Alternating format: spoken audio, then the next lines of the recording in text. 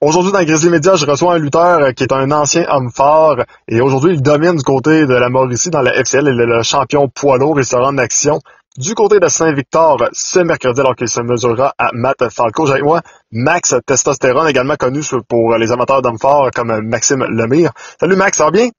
Ben oui, ça va bien, toi? Oui, ça va très bien, Max. T'as un parcours qui est quand même assez spécial pour autant du côté de la lutte que du côté des hommes forts. J'aimerais ça un peu que tu me parles de comment c'est venu un peu ces deux passions-là quand tu étais jeune, parce que je pense que pour la lutte, on peut le développer. Pour l'homme fort, je pense que ça prend quand même une certaine génétique, puis un certain attrait aussi pour ce type d'activité-là. Là. Ouais, effectivement, c'est sûr que les hommes forts, ça prend une génétique. C'est bien beau vouloir, mais le corps a quand même ses capacités maximum qu'il peut atteindre. Là. Fait que c'est une bonne partie de génétique dans ce sport-là. Comment c'est venu à toi ces deux sports-là, que ce soit la lutte ou les hommes forts, comment c'est venu à toi? Ben, en fait, quand j'étais jeune, j'ai tout le temps été un gros fan de lutte. Là, depuis que j'ai à peu près 2 ans, le plus loin, je me souviens, j'ai tout le temps écouté ça. C'est un quoi que j'ai aimé. Quand j'avais 17-18 ans, j'avais commencé à lutter un peu à FCL. J'avais arrêté parce qu'à l'époque, j'allais à l'école, j'allais au cégep, puis j'avais des tests de cours, j'avais plein de tests à faire, puis je voulais pas me blesser pour ça. J'avais comme mis ça de côté. La force, ça, c'est venu un peu plus tard. Les hommes forts, j'ai commencé à compétitionner en 2007. Là. Même chose que j'étais jeune, j'écoutais ça à la TV, j'ai tout le temps trouvé ça le fun, mais je voyais pas, je savais pas que ça existait, en fait, des compétitions amateurs à l'époque au Québec. C'était un gars qui était déménagé de Québec, qui était venu rester à Trois-Rivières, qui m'avait fait découvrir ça. Là. Fait que j'avais commencé à compétitionner en 2007. La première saison que j'ai faite d'homme fort, c'est ça, c'était en 2007. Là. J'avais commencé à compétitionner amateur au début. Dans le temps, il y avait le circuit semi-pro, il y avait la Coupe du Québec. Là, fait que j'étais embarqué là-dessus à la fin de la première saison. Et j'ai compétitionné pendant 7 ans par la suite. Dans les deux sports que tu effectues et que tu as effectué, peux-tu me mentionner peut-être tes idoles, tes inspirations? C'est sûr que j'ai commencé à faire des hommes forts au départ. Il y a Hugo Girard, là, qui était quand même bien connu au Québec. Il m'a donné un bon coup de main. Il y avait aussi, quand j'ai commencé, là, Christian Savoie, à l'époque, là, c'était un des meilleurs. Il avait gagné le championnat nord-américain. C'était un des meilleurs sur la scène nationale. Là. Christian m'avait donné un gros coup de main quand j'ai commencé à m'entraîner, justement, à ses épreuves, me donner des trucs, des conseils. Les hommes forts, c'est quand même un sport qui est assez accueillant. Là. Tu sais, souvent, le monde commence à compétitionner là-dedans. T'as des gars, des vétérans.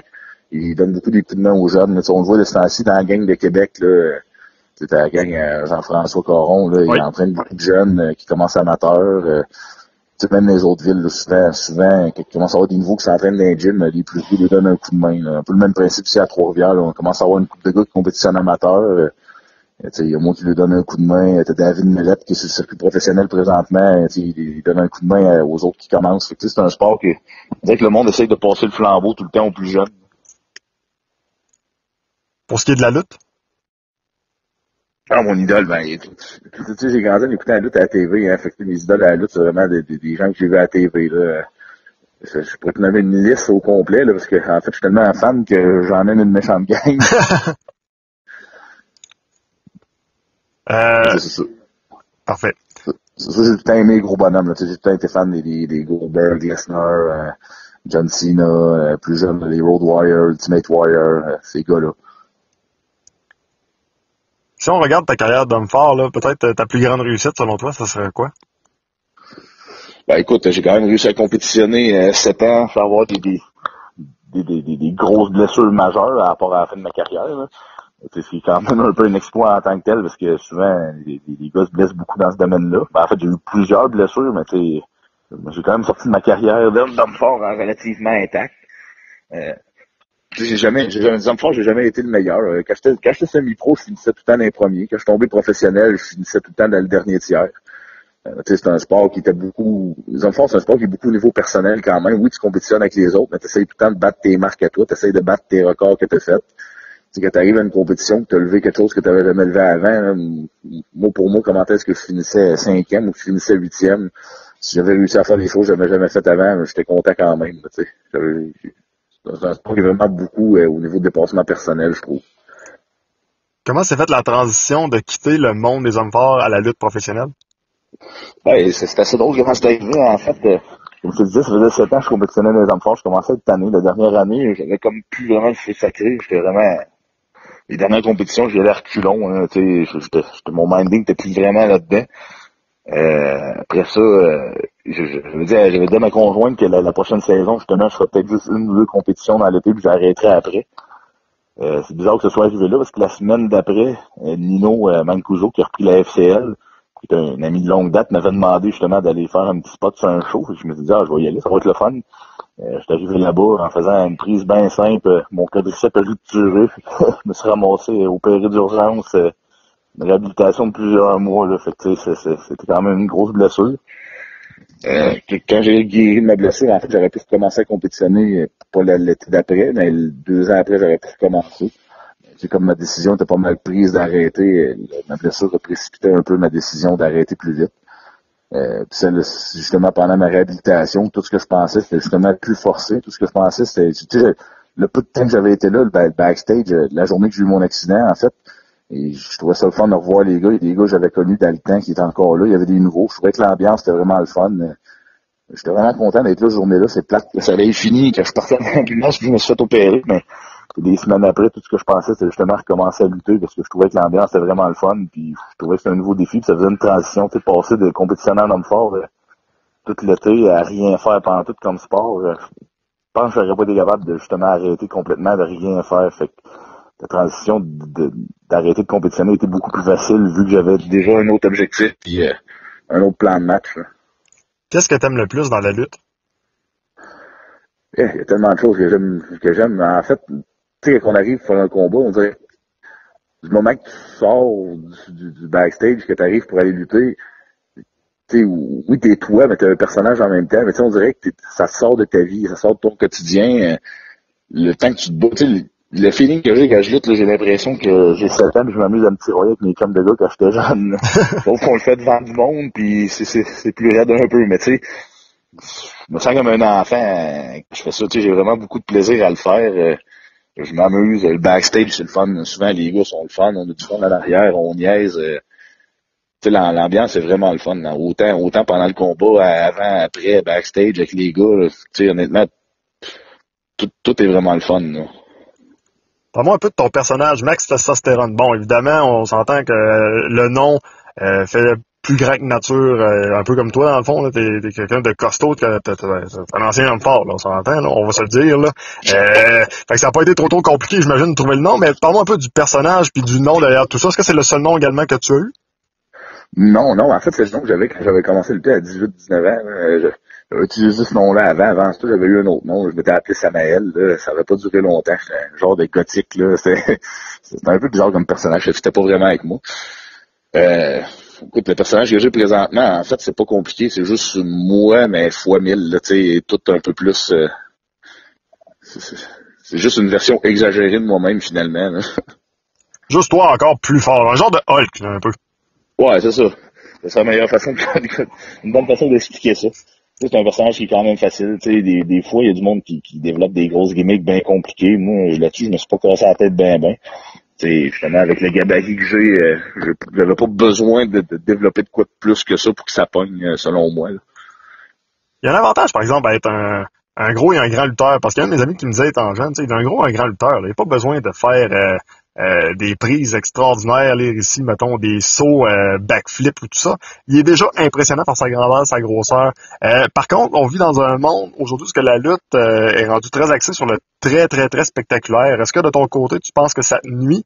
Ou est-ce que, justement, comme on est rendu avec des personnages qui sont vraiment à l'extrême de cette façon-là, de ton côté, ça te différencie un peu des autres? Ben oui, ça me différencie, mais d'un autre côté, contrairement à beaucoup de gros bonhommes qui savent pas bouger, je suis capable de sauter, je suis capable de courir. Tu sais, je fais des dives, des cordes, je fais des shoulder tackles de la deuxième. J'ai déjà fait des spinning DDT. C'est sûr que ça me prend un gars d'un gros gabarit pour être capable de le faire. Là. J'ai lutté 2 fois contre des Big Fat Seb, là, qui a même un gars de 400 livres. Là, fait que quand je lutte contre des gars comme ça, je suis capable de faire un peu d'high flying. Là, ce qui est rare qu'on voit des gars de 300 livres et plus faire. Là, fait que, c'est sûr que quand je sors une prise comme ça, souvent c'est impressionnant, puis le monde aime bien ça aussi. Là. Aimes-tu mieux faire le méchant ou le bon? Ça, c'est la question la plus difficile, pas loin. J'aime mieux être le bon. Ah oui? C'est plus facile. Ouais, ça vient plus facile avec moi, tu sais. À la base, je suis un gars gentil, je suis un gars qui est tout en fin avec les gens. Fait que je trouve ça beaucoup plus facile de faire le bon. Faire le méchant, je suis pas à l'aise de le faire, puis c'est vraiment pas mon domaine. Là. Jusqu'à présent, là, ta plus grande réussite dans le monde de la lutte, bon, est-ce que c'est, exemple, d'avoir lutté contre un lutteur? Est-ce que c'est d'avoir remporté la ceinture de champion poids lourd de la FCL? Ou sinon, qu'est-ce que ça peut être? Et ben, présentement, honnêtement, tu sais, ça fait un an que j'ai commencé à lutter, là, ça fait pas longtemps. Tu sais, les gros moments, j'en ai eu gros, là, tu sais. On dirait que chaque soir est un moment différent. Tu sais, j'ai beaucoup de plaisir, dépendamment des villes qu'on va, dépendamment de qui contre qui je me bats. Là, tu sais, justement, gagner la ceinture contre Dom, c'était vraiment le fun, parce qu'on a eu une petite rivalité pendant plusieurs shows, c'était vraiment plaisant. J'ai été en Ontario, j'ai lutté contre David Hard Smith, là, tu sais, ça aussi, c'était vraiment le fun. C'était spécial comme combat, c'était vraiment du shoot fighting d'une cage, là, tu sais, c'était vraiment différent. De me battre contre un vétéran puis un gars connu comme lui, tu sais, c'était vraiment le fun. Tu sais, je dirais que chaque soir a son moment magique. En fin de semaine, on était allé à Saint-Pascal avec Kamouraska. Ça fait des années qu'il n'y avait pas eu de la lutte là-bas. Tu sais, il y avait beaucoup d'enfants, il y avait beaucoup de monde. Là, tu vois le visage des enfants qui sont tous émerveillés. La foule était super le fun, autant avant qu'après le show. Là, le monde vient de nous voir, ils sont contents qu'on soit là. Tu sais, chaque ville a de quoi de spécial. Tu sais, à NSPW, au mois de mai, il y avait 710 personnes. La foule était vraiment dedans. C'était un autre show qui était spécial. Je m'étais battu contre ça à la mienne. Tu sais, c'est un gars que je respecte beaucoup. On a eu une belle soirée. Quand on est allé à Rivière-du-Loup, même chose, là, il y avait mais pas loin de 1500 personnes. C'est une autre ambiance, c'est un autre trip. Tu sais, on dirait qu'à chaque soir, il y a tout un petit quelque chose de différent. Là. Tu sais, je pense que dans l'année au complet, toutes les personnes contre qui j'ai lutté, toutes les shows que j'ai faites, ils ont un petit quelque chose de spécial. Là. À moins d'un changement, t'affrontes Matt Falco du côté de Saint-Victor. Tu t'attends à quoi comme combat? Ben, ça va être un combat, ça va frapper fort. Là. Matt Falco, c'est un gros bonhomme. Lui aussi, il est capable de bouger en masse pour son gabarit. Pour moi, ça va être intéressant. On n'a jamais lutté contre. J'ai vraiment hâte. Je pense que ça va être vraiment le fun comme soirée. Et même chose à Saint-Victor-de-Beauce. Tout le monde dit que l'ambiance est vraiment le fun là-bas. Fait que j'ai hâte de voir ça. Ben, Saint-Victor, c'est spécial, hein, pour avoir vu quelques galas là-bas. Un, c'est probablement à chaque année le plus gros gala de lutte qui se fait, avec, je dirais en moyenne peut-être 1000 personnes, des fois même un petit peu plus. Puis entre autres, il y a Paul London sur la carte. T'as les gars de la ROH aussi qui vont être là. Je veux dire, ça va être quand même assez. Je pense que pas tout le monde va en avoir pour son argent. Et de ton côté, est-ce que tu as déjà lutté en Beauce ou c'est la première fois? Non, ça va être la première fois que j'étais en Beauce. J'avais fait une démonstration d'homme fort avec Hugo une couple d'années au Festival Western, justement, à Saint-Victor. Ça avait été vraiment le fun. Là. On avait été vraiment bien accueillis. Fait que j'imagine que l'accueil pour la lutte doit ressembler à ça. Fait que c'est pour ça que je te dis que d'après moi, ça va être une belle soirée et on va avoir bien du fun là. Peut-être une dernière pour toi. Qu'est-ce que tu aimerais accomplir dans le monde de la lutte? Ça, c'est une bonne question. Honnêtement, je le sais pas. Tu sais, quand j'ai commencé à faire ça au départ, moi, je voulais lutter une fois par mois à FCL, puis c'était juste ça mon objectif. Finalement, je suis rendu que je lutte régulièrement à NSP, je lutte à FCL, je lutte à Great North Wrestling en Ontario. J'ai des invitations pour des shows un peu partout. Tu sais, au départ, c'était censé être juste un petit passe-temps pour le fun. Finalement, c'est devenu plus gros que ce que c'était supposé. Fait que où ça va mener tout ça, j'en ai aucune idée. Mais présentement, j'ai du fun. Puis peu importe le chemin que ça va prendre, ça prendra la direction que ça prendra. J'essaie de pas me casser la tête avec ça. Tu sais, j'ai du plaisir à faire ce que je fais. S'il y a des opportunités qui s'ouvrent à quelque part, probablement que je vais les prendre. On voit une chose à la fois, une étape à la fois. Max Testostérone, on se voit ce mercredi à Saint-Victor. Je pense que les gens ont hâte de découvrir. Ils t'ont entendu dans l'entrevue, maintenant ils vont voir te battre ce mercredi. Donc, bonne chance pour ton combat, ça devrait bien aller. Je suis convaincu que les gens vont l'avoir pour leur argent, qu'on va avoir bien du fun, on va avoir une superbe soirée mercredi soir à Saint-Victor. Merci beaucoup, on se voit mercredi. Yes, bye bye. Salut.